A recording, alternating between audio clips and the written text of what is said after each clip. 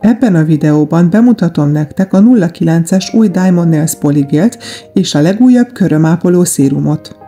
Ez az aranyport tartalmazó szérum gombaölő és ránctalanító hatású.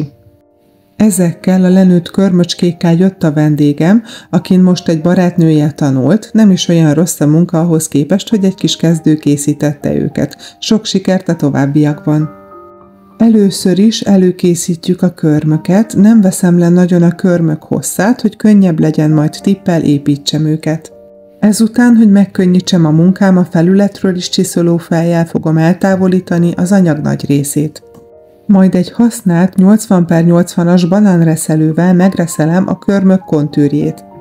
A felülethez pedig egy új 80x80-as reszelőt használok, hogy minél jobban felbolyhozzam a felületet. Ezen a kis ujján nagyon kicsi a körömágya a vendégemnek, tehát nem a körmös hibája, hogy letört róla a köröm, ami sokkal hosszabb volt, mint maga a körömágy. Finoman, óvatosan kell átreszelni ilyenkor, hogy ne sérüljön és ne fájjon.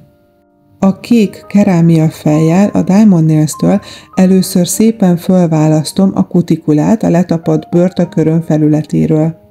A kisujjnál is próbálom minél jobban felemelni a kutikulát, hogy nagyobb legyen a körömfelület, ami majd megtartja nekem a polygélt. A polygélről tudni kell, hogy ez egy sokkal könnyebb anyag, mint például a zselé, és vékonyabb rétegben is erősebb.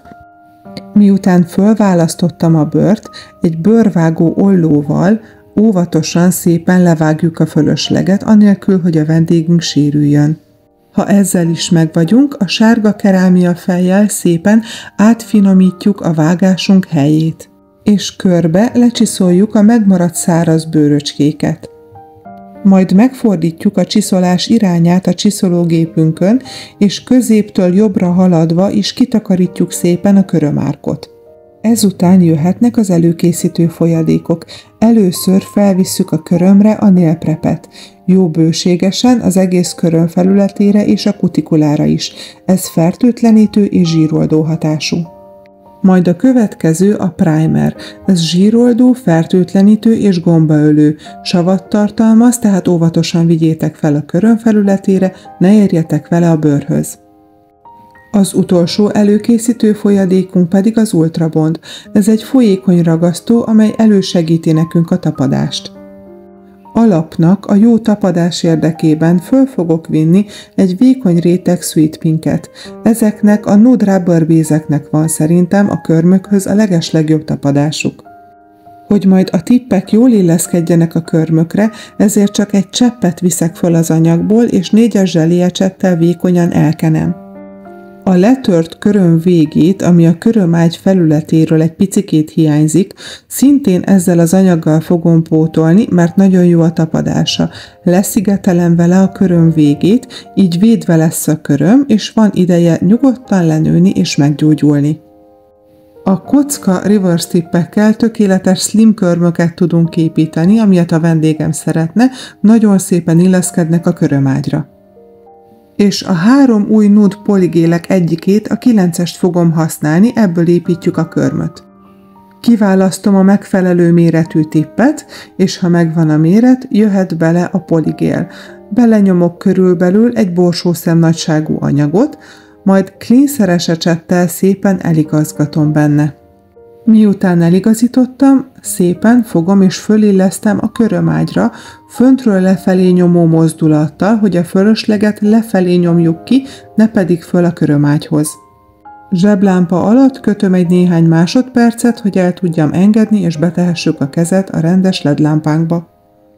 Miután megkötött, egy egyszerű mozdulattal lepattintjuk a tippet.